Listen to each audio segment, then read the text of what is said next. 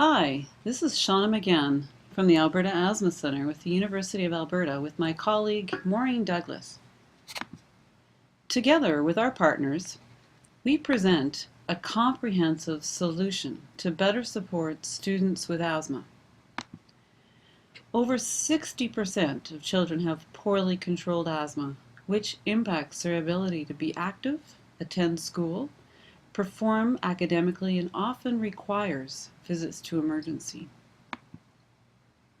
The asthma sphere image depicts our ultimate goal: to help students with asthma be healthy and active and achieve their academic goals through support from school, family, healthcare, and community.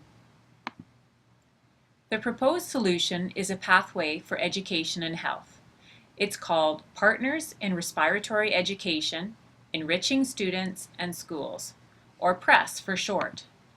It was developed to go to where kids are, the school, and put in place measures that, number one, equip the kids to achieve asthma control, and two, equip those around them, teachers, administrators, parents, peers, and the health team, to ensure that students with asthma can fully participate with no barriers.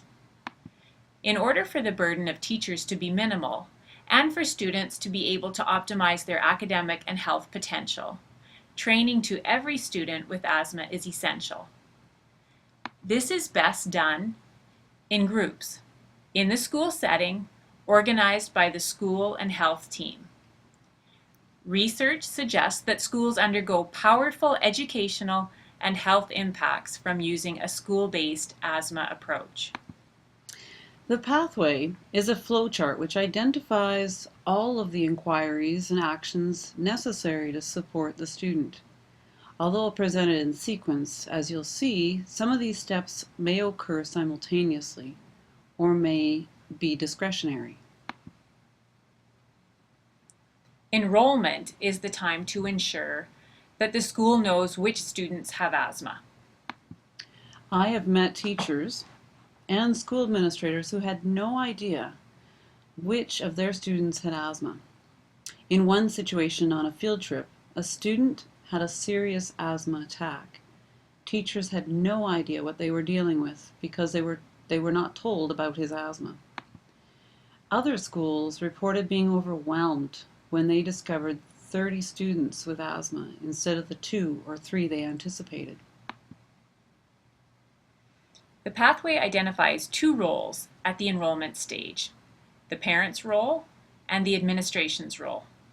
First, the parents.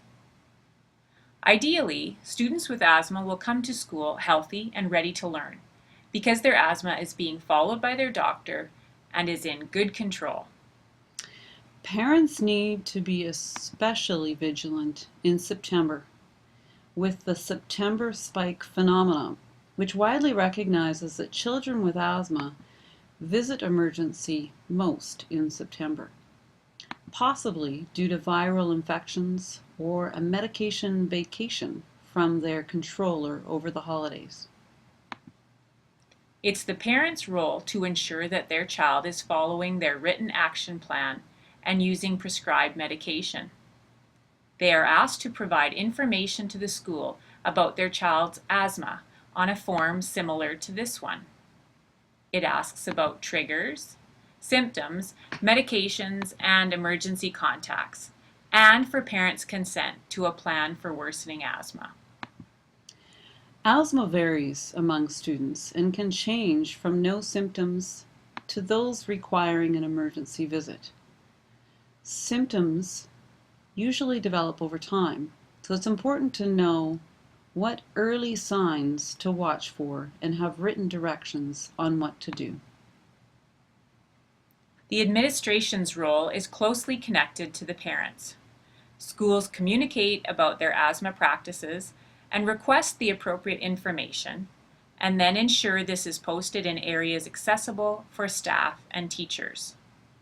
Parents and school administration should agree on the location of quick relief inhaler medication. In particular, it should be stored so it is immediately accessible to the student. Ideally, the inhaler is on the student, and a second clearly labeled as a backup with the teacher.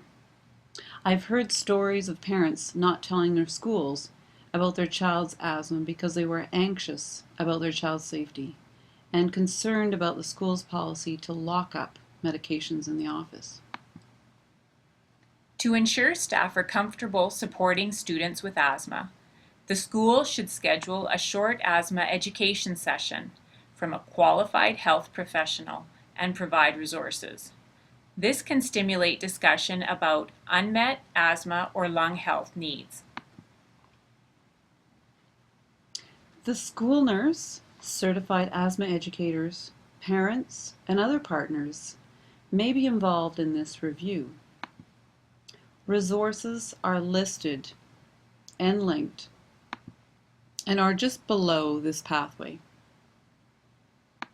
Watch for part 2 where we talk more about this and the day-to-day management of asthma in schools. To check out the pathway, go to this website.